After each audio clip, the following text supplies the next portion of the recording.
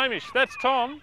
Would you believe we're in Queensland to talk about National Cross? Well, Hamish, we're in Melbourne, but this is behind the tent.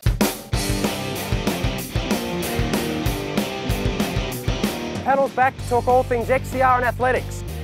I get the long and short of marathon running from Lisa Weightman. First I chat to our latest member of the Behind the Tent team, Sean Guiney, as we preview our junior teams at the National Cross. Well, the word cult figure gets branded around a lot these days, but one person who is exactly one of these, Sean Guiney, is joining us here on Behind the Tent. Also a very handy distance runner himself. He's going to help us preview the junior races at the National Cross Country coming up in a couple of weeks. There's going to be a lot of interesting races in the men's categories. The under-14s will be really interesting. Isaac Hockey, the Victorian, looks the goods at the moment. The under-15-16 combined age group will be really interesting with Hein Remart, one of the bottom age boys, looking really good. But in the under-16s, Luke Percy looks really good, and so does Jack Davies, the Ballarat boy. Now, the top age group, all important, it's the big one. The likes of Kane Grimster going around there. Look, it'll be really interesting to see how he goes. There's going to be some big names. I don't know whether Kevin Batt signed on to run, but if he runs, it's going to be a really interesting race out there. They've got similar PBs over the 3K distance, but 8K is a lot different to track racing. Now we look across to the girls' divisions. Tessa Craig's the girl you're very familiar with as a schoolmate herself. Yep. She'll be lining up under 18 division. She's had some ripping form across the XCR season. The work she's been doing with Steve McMahon's really been helping her. Yeah, she's really improved over the last couple of years. She's got injuries right. She's got everything right at the moment. So I can't see anyone beating her at Nationals with the work ethic that she's got. One of the most toughly fought divisions on the XCR circuit has been the under-16 girls like a Courtney Power, Courtney Scott. Yeah, it's really interesting, that age group, because the girls are so close together that they've really been able to push their level to above the rest. At Nationals, I really hope they can go 1-2 and really push for a victory. Isabel Gower from down Geelong way had a really good run at the Adidas All Schools and will be one to watch in that age group. Yeah, for sure. She's been running really well all season, and that was it was really the icing on the cake for her. The under-20s is always a tough one to pick. Demi Wood from South Australia, but Lyndon Hall from Victoria is probably one of our leading hopes.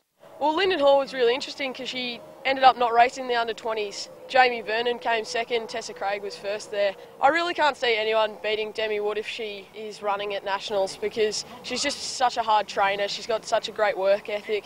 She trains as though she's one of the elite men. So any tips for the guys and girls as they go about their national debut? Yeah, it's just another race for them, really. They need to just do what they're used to doing, stay hydrated. I mean, don't get worried about the little stuff. Just get out there, race hard, and do the Big V proud. Sure, on the start line at National Cross, is there a little bit of banter going on between the states, or a little bit of smack talk, or anything that's trying to just psych you out? Well, just don't listen to anything that anyone says on the start talk. There's been guys out there who've said they've won states, and you find out later after the race they've come 10th or something, and they're talking up times and stuff, like they've dropped this time, that time. But I really wouldn't let it worry you. If you're flustered by that, you've already sort of given up. You just need to really just stay in the zone, focus, not listen to anyone else. Just you're the only person that really matters, and as long as you do the best in the race, that's all that counts. Hi Lisa, thanks for joining us here on Behind the Tent. You've recently ran a fantastic time on the Gold Coast for the half marathon. Tell us how the race went.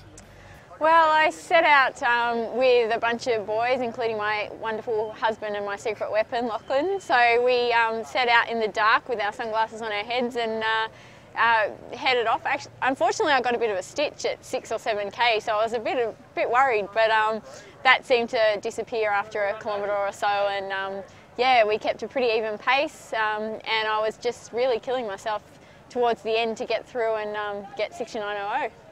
It's a fantastic time, and I heard you also ran a PB for 10Ks twice in the race. Is that true? That is very true. I did run road PB twice in the race, and yeah, so I'm looking forward to running a 10K on its own so I can actually record a faster 10K time. Fantastic. Does that mean you can run 4 or 5 PBs for the marathon in Delhi? Oh, that'd be pretty tough, but considering it's a lap course, I guess I can measure it pretty well. During the race, Lockie was with you the whole way, except at the end where he outkicked you. Was that purely to avoid doing the dishes? Absolutely. It's definitely a well-known joke with us, because I always get pipped towards the end of our runs, even our easy runs on the way home. So Lisa, the next big race for you is the marathon in Delhi. Tell us about your preparations for that and some races you might do in the lead-up. Well, it'd be nice considering Delhi's going to be hot to actually go and just, have a bit of fun in the sun and acclimatise that way, but I probably should do a bit of training as well in the lead up. So I think I might head down to Perth and do their City to Surf, one of the events there, and possibly another race in between. But at the moment I'm just going to get back into doing some miles and having a good preparation. And so Lisa, will you be doing any training in the heat chamber at the VIS for Delhi, and how exciting is it in the heat chamber? It would be really good in the heat chamber if they had a TV to watch, because it gets a bit boring in there. But I will be in there very soon, start of August, and 3 sessions a week and sweating it out. So the fun of training for a hot marathon. And is that preferable to running around at 6 in the morning in a cold Melbourne winter? Yeah. Oh, I don't know, it's questionable. What are your plans? Obviously I would hope that London would be the big goal in a couple of years' time. Yeah, a trip to Paris hopefully in April would be fun for the experience of going to Paris and for having a fast race. So that and possibly another marathon later in the year, perhaps Chicago, but there's also World Champs to consider. So so it'd be good to do that. I'd also like to get out and have a bit of a crack at the 5K and perhaps, Hamish, you can pull me around for a sub 15.5 or so. I'll try. I think that's the only distance at which I could do any pacing. Anything longer than 5Ks and I'm in a lot of trouble. Lisa, thanks for talking to us here on Behind the Tent, and best wishes from everyone here for a great run in Delhi. Good luck. Thank you.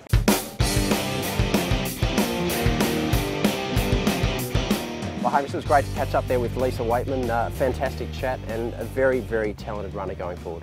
Great prospect to look forward to in Delhi, and I'll have to admit we're not in Queensland, but let's still talk cross country. First the races leading up to the selection of the Vic team, and then their prospects in Queensland. Well, first off the bat, Bundoora cross country, there was a little bit of an incident there that a little birdie once told me, no chip, no time, and it was... Yes, a great man, I believe. And remember, no chip, no time. So the long and short of it, Liam Adams was first across the line there at Bundoora. A great run, broke the field with, he dropped a 2-minute 40 kilometre there in the middle. Just blistering, but the winner on the day, the title will always be in the record book to Steve Kelly.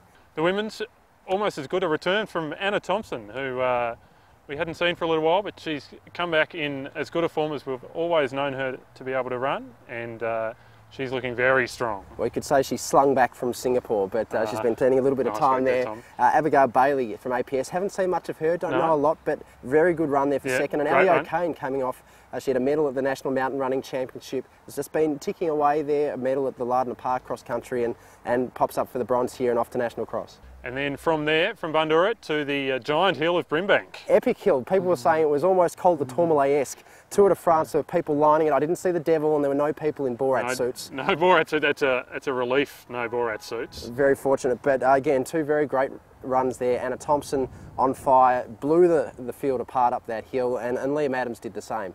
Great to see Liam just putting the field to the sword up the hill a second time. And Kane Willie hung on for a very strong second place. And Wonwozen Galetta, the South Melbourne athlete, formerly from Ethiopia. I've affectionately taken him to heart as Shane, in honour of Shane Woden, the former Brownlow medalist from the AFL. Yes. So Shane, great third place there by him. Let's talk about the ladders. In the men, it's a duel between Glen Huntly and Geelong region.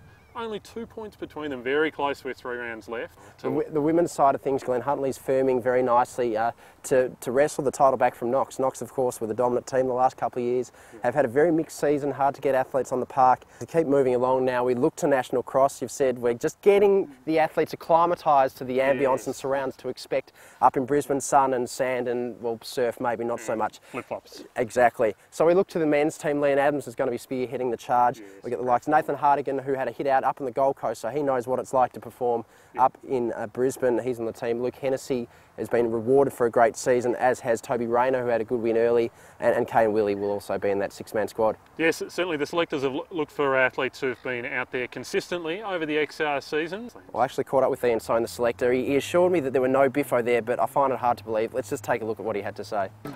There weren't any feisty moments.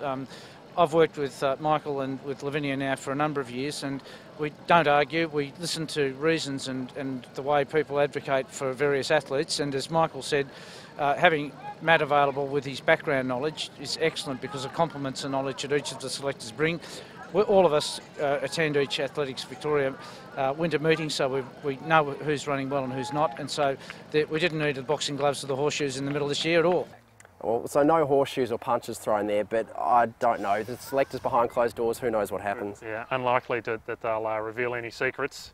And let's talk about the women's team. Once again, looking very strong for the Big V. Anna Thompson will spearhead the charge. It's going to be hard to see anyone getting past her. The 8-time world cross-country representative. Highly credentialed. Highly credentialed. We looked through the team. A lot of a mix of experience and youth. We've got the likes of Kate Cyborg-Crosby, who's been to the race a couple of times. Brooke Condon, Lauren Crowe, Sarah Klein, a rookie on the team. It'd be great to see her. And Ellie O'Kane as well. Exactly. So it'll be a good mix there, and again, they'll be able to put themselves in the best position to bring home the title for the state. Wearing the Big V, it's a source of pride to be selected for your state, and we spoke to Michael Bialstak to have a chat about that. It's the biggest tradition to wear the Big V. For me, it's the highlight of my career. I've been running for 30 years, and I represented Victoria as a junior, and that was the greatest racing I've ever done. So I hope people take that on. It'll be a big highlight for them to represent the state. So, and we are the strongest state, we've always been. So I think it's a great honour for them to wear the Big Vs. And sage words there from Michael. Should be very proud to be wearing the Big V. Let's now talk about the course. Well, I think the Athletics Australia people have been inspired by the Tour de France, because I'm having a look at the profile map and it looks like they've just got a couple of HC and Cat 1 climbs there, and the Tourmalet I got thrown in there at one stage. And I think it's going to be tough until we look at the range, and it's all within about 10 metres. It's flat as a pancake. So I think unfortunately it's not going to suit the mountain running people. It's going to be really one for the road runners. The pace will be on. Which might lend itself to the interstate competitors like Marty Dents, the Michael Shelleys, and the Jeff Hunts into the mix. Benson Lawrence, yes. It's going to be tough for the guys who've been running the big hills like at Brimbank, but we wish them all the best. So enough of XCR, let's move to the overseas. The World Junior Championships have been going on over there in Canada, in Moncton, the little maritime village there on the east coast. Some outstanding results there by the Victorians. Yes, Sam Baines running a fantastic race, just missed out on the medals, but he's in great shape. I think it was 1/10 of a second there between the top four, almost the top five in there. The American clipped the hurdle at the end. So Sam Baines, an outstanding run. Another top 4 position, Kim Mulhall on the discus. Yes. And continuing her strong season, also going through in the top 5 and 6 positions. Margaret Satapai, of course, representing Samoa. Yes. 5th in the shot put. She was also 7th in the discus. And Brooke Stratton, the 17-year-old, leaping very, very well into the top 6. 6th place in the women's long jump. And Regan Lamble in the walk. Coming into top 8. Great to see the Victorian proud tradition of walkers at an international level continuing on. Can't wait to see what comes of her. Until then, National Cross. Will we see you up in Queensland? I'll be in Queensland, Tony Abbott style, wearing the budgie smuggler. Well, I'm not too sure about that, Hamish, but that's a wrap for Behind the Tent. Thanks very much for your help, and we'll see you next time.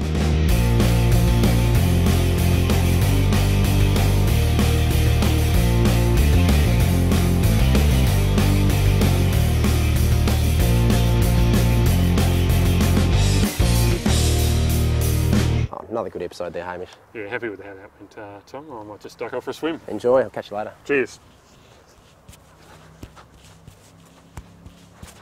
Woo! It's definitely not Queensland.